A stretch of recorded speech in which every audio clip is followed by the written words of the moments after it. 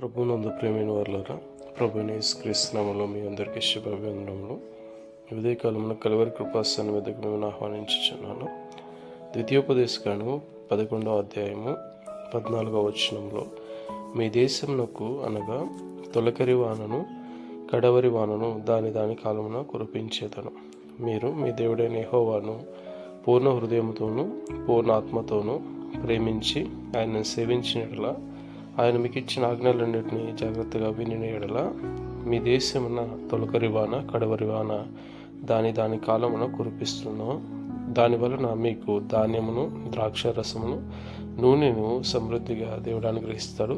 మరియు నీవు తిని తృప్తి పొందినట్లు నీ పశువుల కొరకు కూడా నీ చేలయందు గడ్డి మొలిపిస్తానని దేవుడు సెలవిచ్చిన మాటని జ్ఞాపకం చేసుకుని ఆయనను పూర్ణ హృదయంతో పూర్ణాత్మతో ఆయన సేవించి ప్రభు ఇచ్చే దీవెనను పొందుకుందాం. ఆమేన్.